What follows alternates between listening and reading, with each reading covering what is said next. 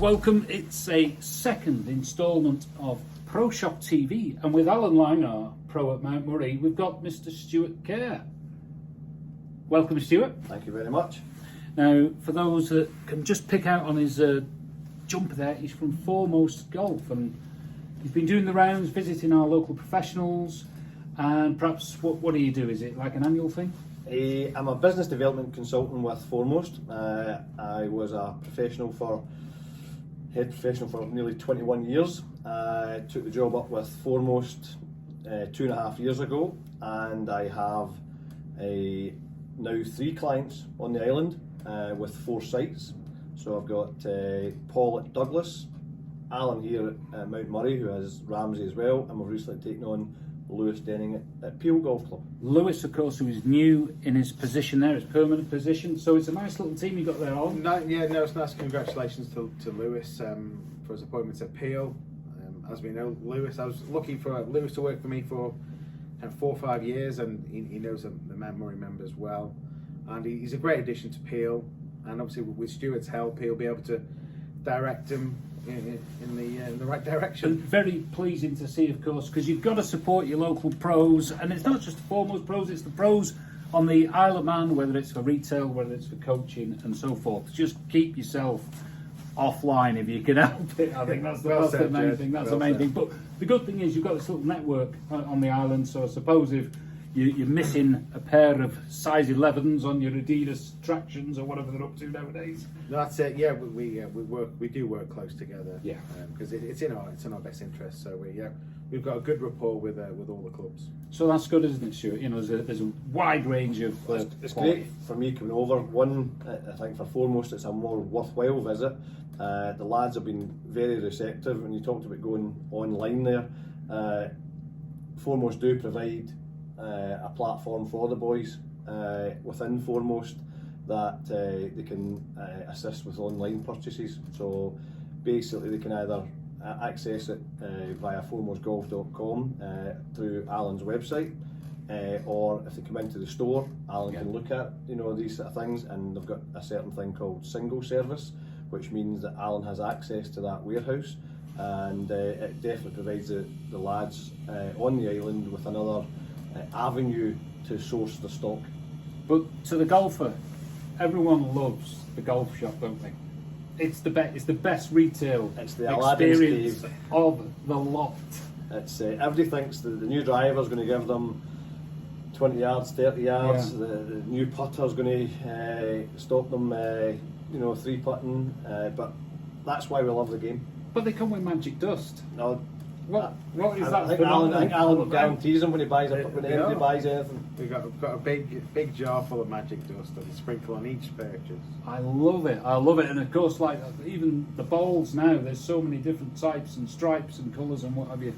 They've certainly taken a turn over the last couple of years with some of the we've got the football ones with Callaway, the tailor-made picks, and now we've got the Tour Response ball from TaylorMade, Allyn, with the broad line. That stripe's really helping. We've seen it with the Callaways, which is behind us, the red and blue triple track, and now the stripe, the TaylorMade.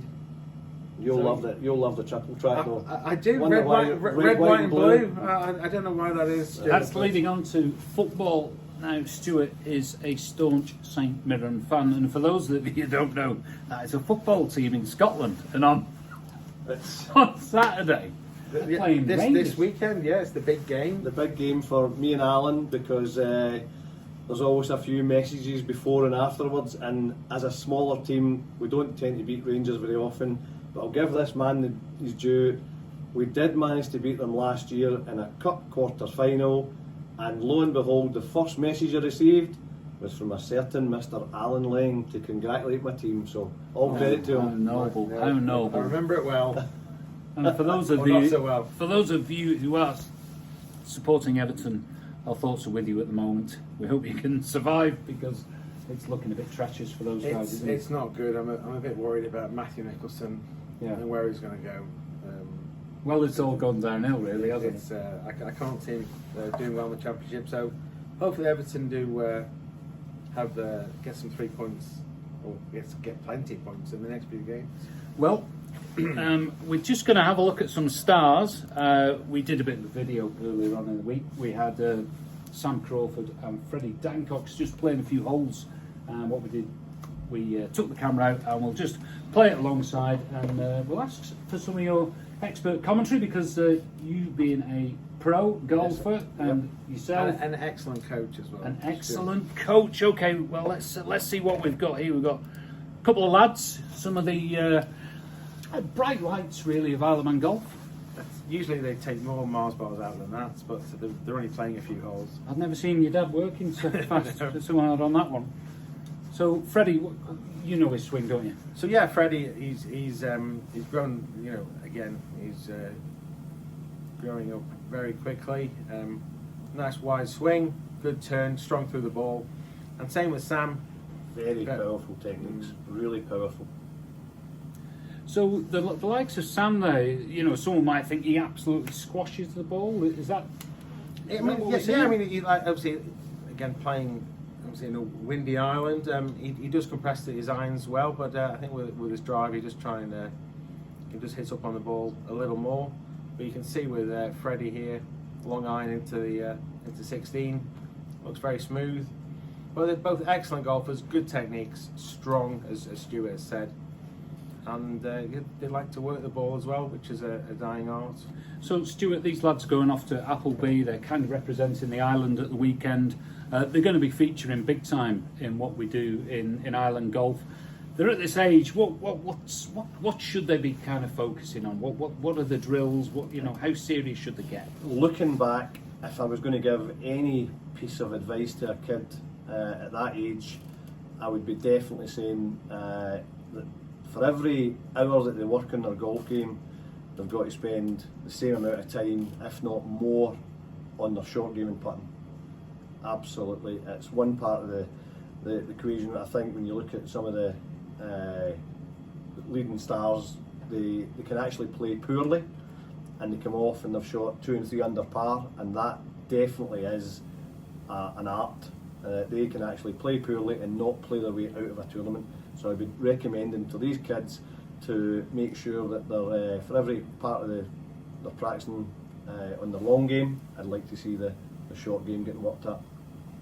And of course, there's plenty of coaching opportunities and drills and what. Yeah, there are. And I know, speaking to Sam, he goes on about his short game quite a lot, and he's working on different shots, using different clubs.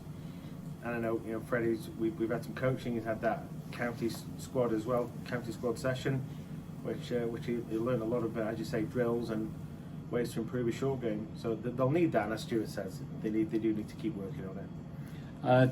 Just looking at the tee shots on 18, Sam absolutely smashed one right over the hedge down the bottom and a bit beyond.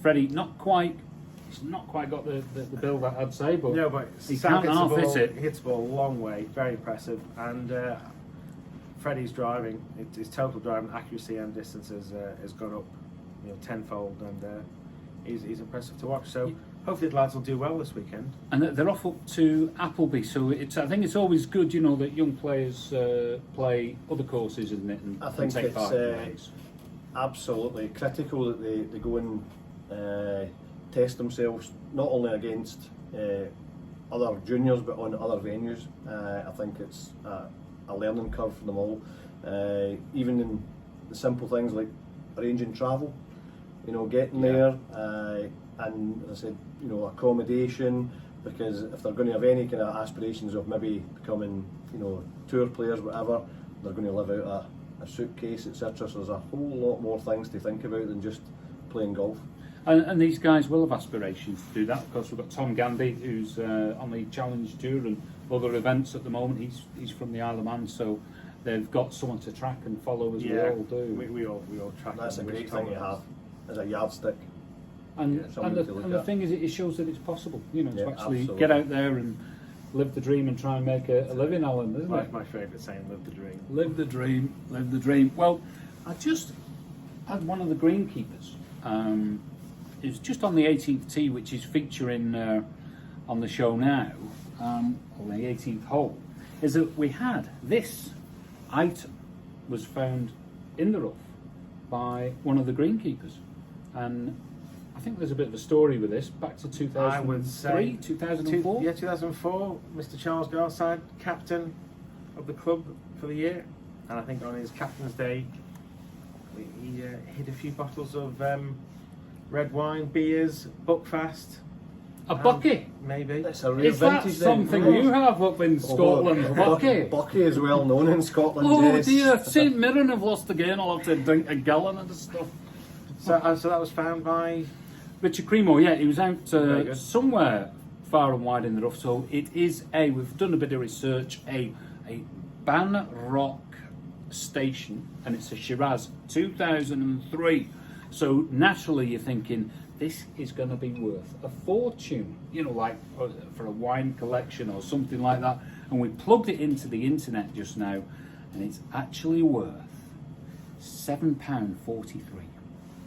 So there you go. We'll be uncorking it sometime. Maybe we'll get Charlie to. That's a good idea, Joe. Perhaps he'll have a drink before breakfast, because he goes out early on Before his Saturday, bookie. doesn't he? Yeah, I think so. Yeah, it'll follow up that kind of Carlsberg he has. Anyway, on his cornflakes. But we'll move on. What have we got tonight? We've got the first round of the Masters. Yes. Everyone's talking about Tiger. You want it to happen, don't you? Of course you do. No, he's good for the game. Great for golf. Yeah. Absolutely, it's a buzz. I've never ever say I was a huge Tiger fan, but I think what he does for golf. I mean, there'll be more people who watch the Masters because Tiger's playing. I'm unsure how he'll stand up with the rigours of the terrain at Augusta. Yeah. You know, the slopes that he has to contend with. But as I said, I think it would be brilliant for the game of golf to see him definitely playing on Sunday. Well, quick tip for the Masters. Even though he's playing with Tiger, I always put my money on Louis, so fingers crossed. Louis, Dustin Johnson, and I've got Tony Finau. So we'll see how we get on. The phone is ringing. It could be another customer saying, "Get my order in for me stealth bomber driver." But anyway, thank you, Stuart. It's been a pleasure. thanks a lot. Good luck with the. Thanks for your time, Alan. no, I enjoyed your Absolutely company brilliant. this week. Thanks a lot. Thank you. Cheers. Right, time to sign off. Goodbye.